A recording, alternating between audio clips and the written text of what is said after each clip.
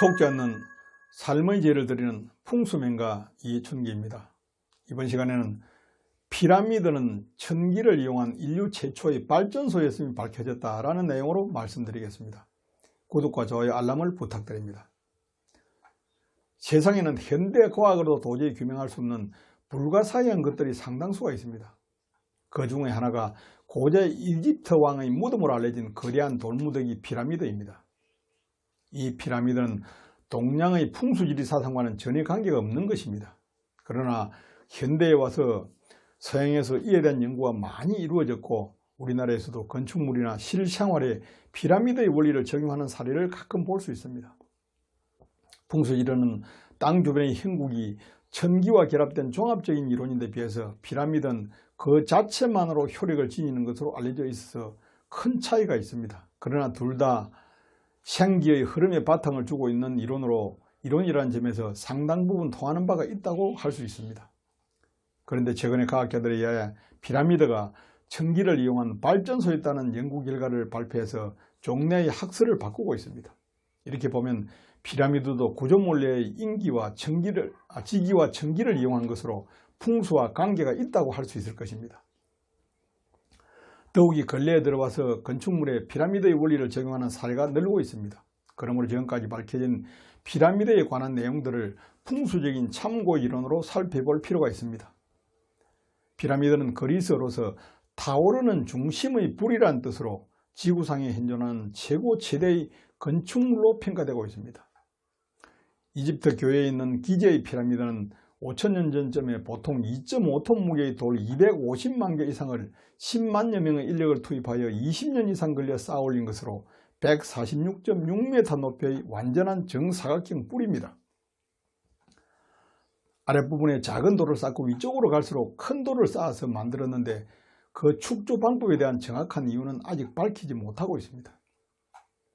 맨 처음 피라미드 내부로 들어간 사람에 의하면 바닥에서 3분의 1 정도의 높이에 위치한 왕의 석실 부근에는 고양이 등의 작은 동물들이 썩지 않고 탈수된 채 미라가 되어 있는 것을 발견했다고 합니다. 그 후 축소 모형의 실험을 통해서 아래에서 3분의 1 지점에서는 사용한 민도날이 새것으로 재생되어 다시 사용할 수가 있었고 이를 특허 출원하여 상품화하기도 했다고 합니다.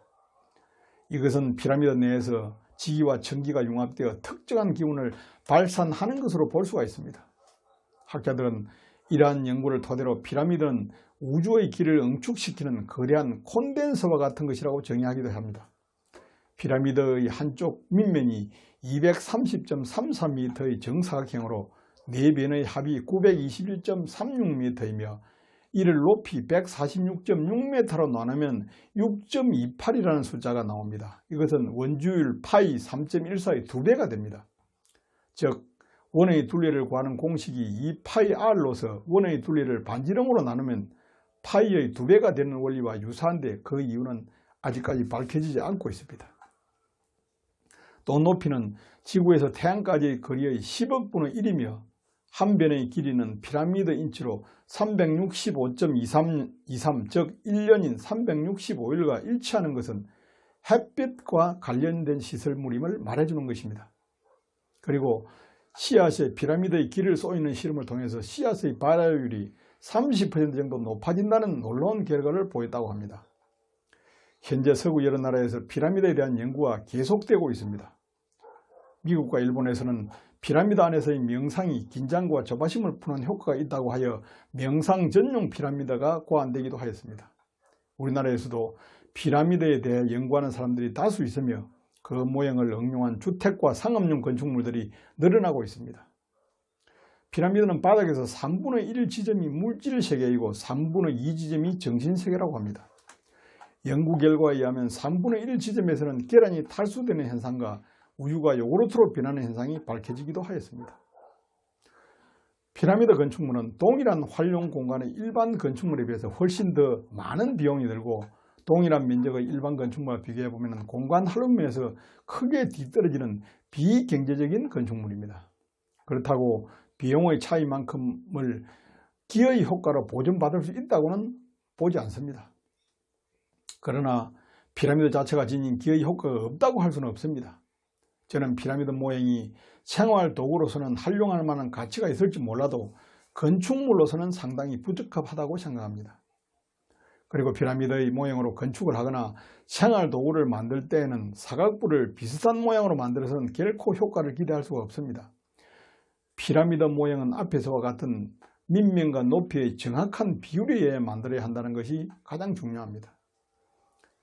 기원전 1세기 전부터 이집트에는 메소포타미아 선진 기술을 응용하여 피라미드를 건설하고 전구, 전기, 발전소, 배터리 등의 과학기술을 이용하였다는 것을 알 수가 있습니다. 이집트에 그려진 잠수함, 비행기 등도 상용화는 아닐지라도 극소수는 개발하여 테스트하지 않았나 생각해 볼 수가 있습니다.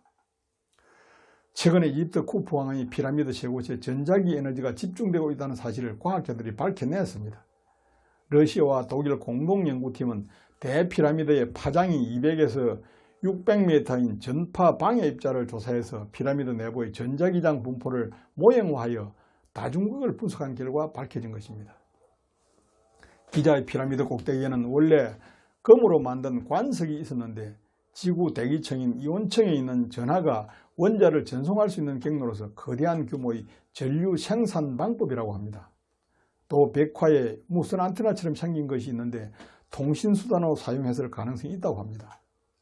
이런 사실을 종합해보면 피라미드의 건설 목적이 무덤이 아니라 전기를 생산하는 발전소였다는 결론에 도달하게 됩니다. 이렇게 불가사의로 여겨졌던 거대한 피라미드가 당시 전기를 활용하여 전기를 생산한 최첨단 과학기술이라고 보면 너무도 놀라운 일입니다. 현대첨단 과학을 연구해낸 과학자들이 오랜 기간 구명하지 못한 전기를 활용한 거대한 발전소를 오래전에 인류가 만들어 사용했다는 사실은 인간의 기감 능력의 영험함을 다시금 알게 해줍니다. 감사합니다.